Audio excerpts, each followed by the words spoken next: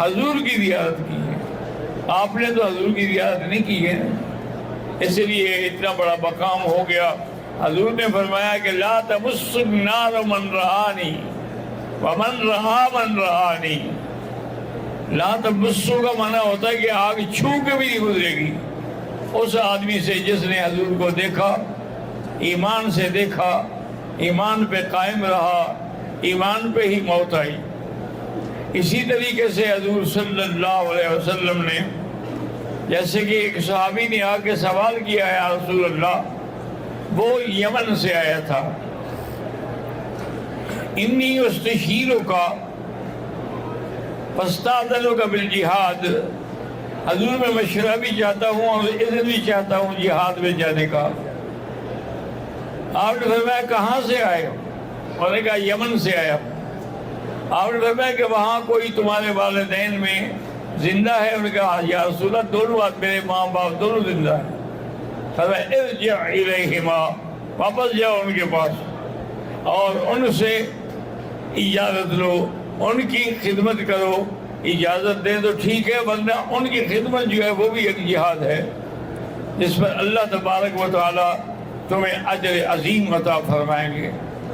حضور نے فرمایا، حدیث میں آتا ہے کہ حضور صلی اللہ علیہ وسلم نے فرمایا کہ جو آدمی والدین کے لیے دعا نہ کرے اس کا رزق اللہ گھٹا دیتے ہیں، اس کا رزق کم ہو جاتا ہے۔ اور والدین کی دعا جو ہے وہ اتنا بڑا مقام ہے، حضور صلی اللہ علیہ وسلم نے فرمایا ہے کہ دعاء الوالد فی حق اولادہ کا دعاء النبی فی حق امتہ، کہ والد کی دعا اولاد کے لیے ایسے ہے جیسے کوئی نبی اپنی امت کے لیے دعا مانگ رہا ہو۔ اس سے بڑا مقام اور کسی کا کیا ہو سکتا تھا؟ ایک صحابی آئے، انہوں نے کہا حضور اب میرے ماں باپ تو فوت ہو گئے ہیں، اب میں ان کے ساتھ کوئی بھلائی کر سکتا ہوں؟ فرمایا ہاں کر سکتے ہو، خیرات کرو، صدقات کرو، کوئی ایسا عمل کرو جو دائم قائم رہ جائے تاکہ ان کا ثواب جو ہے وہ ان کو پہنچتا رہے، تو ان کے بعد بھی یعنی موت کے بعد بھی تم ان سے صلہ رحمی کر سکتے ہو۔ ایک حدیث میں آتا ہے کہ ایک صحابی تھے لیکن اس بیچارے سے والدین کی نافرمانی بھی ہو گئی اور والدین ناراض فوت ہو گئے، تو اس کے بعد وہ ان کے لیے دعا مانگتا رہا، روتا رہا، حتیٰ کہ اللہ نے اس کو فرما بردار شمار کر لیا کہ چلو اب اتنے درد سے وہ دعا مانگ رہا ہے تو اس لیے اللہ نے اس کی دعائیں قبول فرما لی۔ سابقہ امتوں میں ایک بہت بڑے عابد گزرے ہیں، حضرت جریج۔ وہ رات دن اپنی عبادت خانے میں عبادت میں مصروف رہتے تھے۔ ایک دن وہ نماز پڑھ رہے تھے کہ ان کی والدہ آئیں اور انہوں نے پکارا کہ یا جریج، آپ کو پریشان میں کیا کروں؟ میں نماز توڑ دوں یا پھر ماں کی بات رہنے دوں؟ انہوں نے والدہ کو جواب نہیں دیا، نماز میں شامل رہا۔ کچھ دیر کے بعد وہ پھر آ گئے، اس نے پھر آگے پکارا، اس نے کوئی جواب نہیں دیا، پھر بھی وہ نماز میں لگا رہا۔ تیسری دفعہ جب بی بی آئی اور اس نے جواب نہیں دیا تو غصے میں آ گئی اور بد دعا کی اپنے بیٹے کو کہ اللہم لا تمتہ حتی تری وجوہ المومسات، یا اللہ میرے بیٹے کو اس وقت تک موت نہ دینا جب تک یہ بدکار عورتوں کا شکار نہ ہو جائے۔ اب بیچارہ آئے، انہوں نے کہا میں نماز پڑھ رہا ہوں، کہ نماز پڑھ رہے تھے کہ ایک دفعہ، دو دفعہ، تین دفعہ، بس اب جو بد دعا مجھ سے نکل گئی وہ تو نکل گئی۔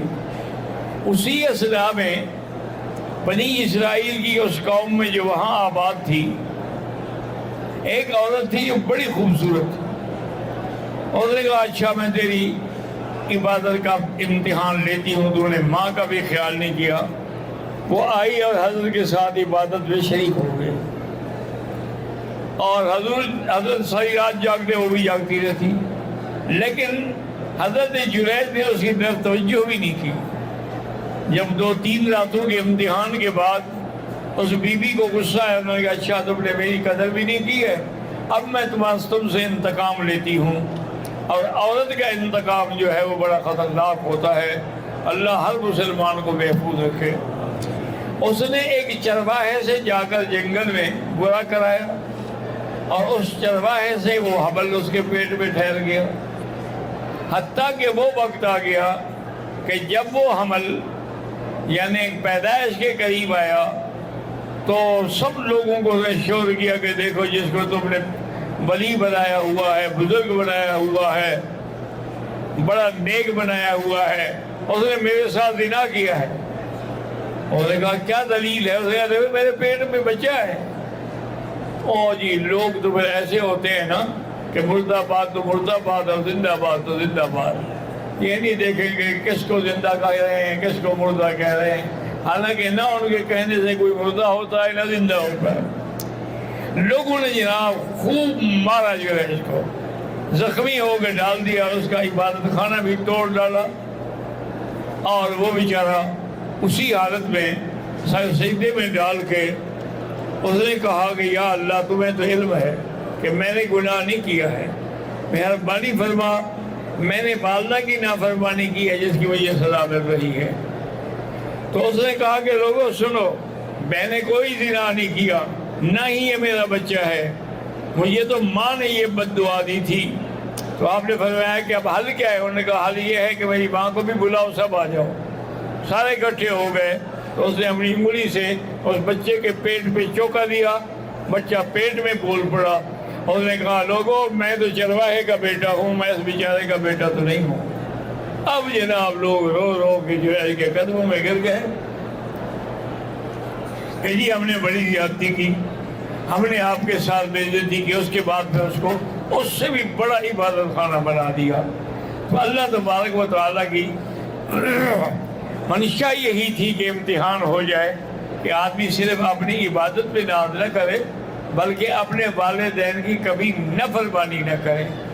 اسی لیے حضور سے ایک صحابی نے پوچھا کہ حضور سب سے بڑا گناہ کیا ہے؟